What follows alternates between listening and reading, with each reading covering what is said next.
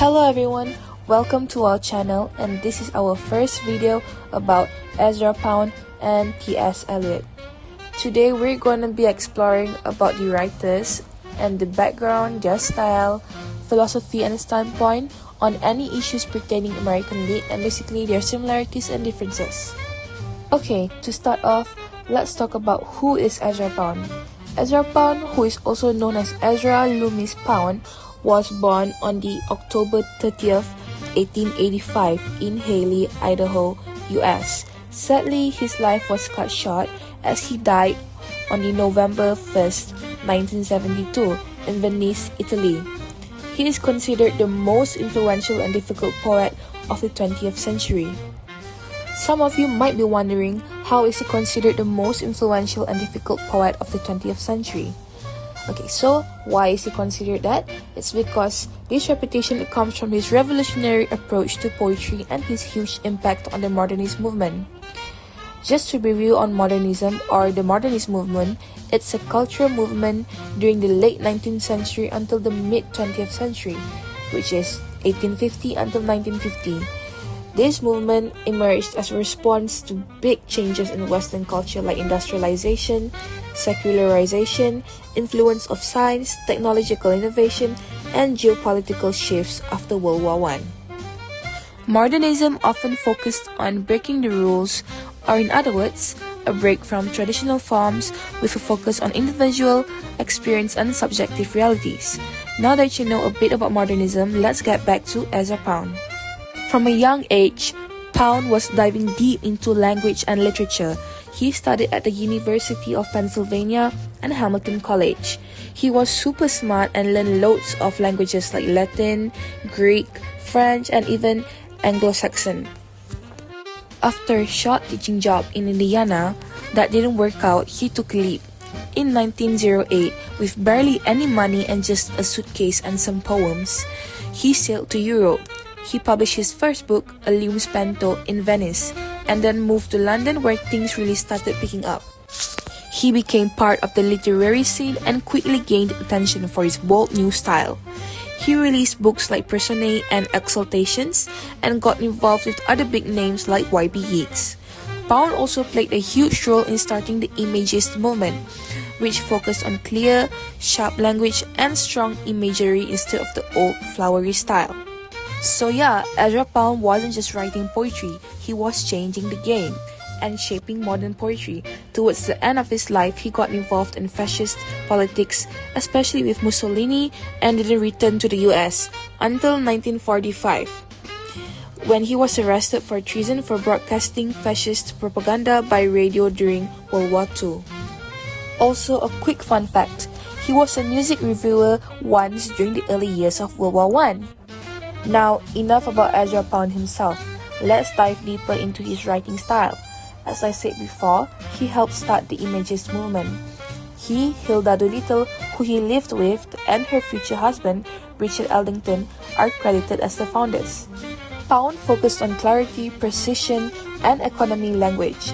He didn't use traditional rhyme or meter, as Pound said, in quote, composed in the sequence of the musical phrase, not in the sequence of the metronome, meaning free verse. He also drew heavily on the classical Chinese and Japanese poetry for inspiration, since Imagism's technique derived from those traditions. A prime example of his economical language use in his poem is in his two-line poem called In a Station of the Metro. In that poem, there's a line that says, the apparition of these faces in the crowd, and also a line that says, petals on a wet black bow. These two lines in this brief poem shows Pound's belief in, quote, the direct treatment of the thing, and no superfluous words, which are the core principles of Imagism. Now, let's move on to our next writer, T.S. Eliot, or Thomas Stearns Eliot. He was born September 26, 1888 in St. Louis, Missouri, and died January 4, 1965 of emphysema. Eliot was an American English poet, playwright, literary critic, and editor, and can be considered the leader of the modernist movement in poetry. You may know works like The Wasteland, four quartets, and the play murder in Cathedral. Funny story, the nickname Possum was given to Eliot by Pound. It gave Eliot an American alibi, as the possum is famous for playing dead. They were friends, and Pound even helped edit The Wasteland, which many see as one of the greatest poems of the modernist era. Eliot is a key figure in shaping modernism of his groundbreaking poetry and literary criticism, especially The Wasteland. Eliot and Pound go hand in hand, as Pound is another prominent figure known for his role in developing imagism and his impact on the work of other modernist writers like Hemingway and Joyce F. Scott Fitzgerald, and also played a significant role capturing the era's themes of disillusionment and the Jazz Age with works like The Great Gatsby. One of the reasons why he is considered the cornerstone of the modernist movement is because of his innovative poetic style. Eliot's poetry, especially the love song of J. Alfred Prufrock and The Wasteland, breaks from romantic and Victorian styles. Instead of smooth narratives, he used fragmentation and stream of consciousness to show the messiness of modern life. His writing is full of references and jumps around, which might seem confusing at first, but the more you read it, it reflects the loneliness and meaninglessness people felt after the war. Now, we're at the fun part. Eliot's writing style. Modernism is everywhere in his work.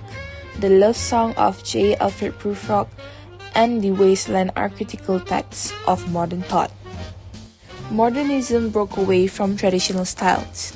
Eliot's poem used free verse, mixed references, and different points of view. He uses stream of consciousness to show the chaos not only in a man's thinking, but modern man's thinking. Pound was openly critical of American capitalism. He thought America lacked cultural depth and was obsessed with materialism. He said, "The artist is always beginning. Any work of art which is not a beginning and invention, the discovery is of little worth." Pound's solution was to look to the past, like ancient Greece, Confucius, medieval Italy, for truth and beauty.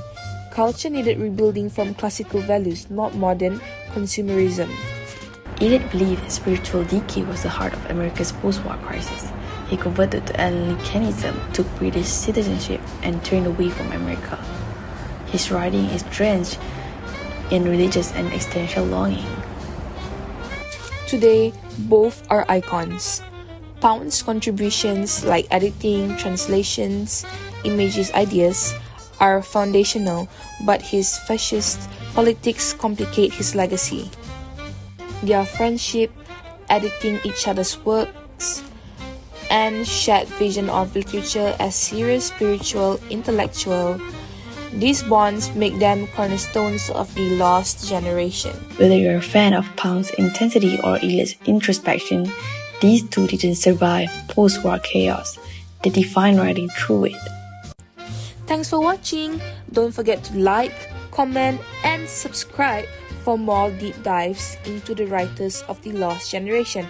Up next is we'll explore the significant works of the authors, so please do wait for that and tune in. And remember, make it new, make it matter. See you next time.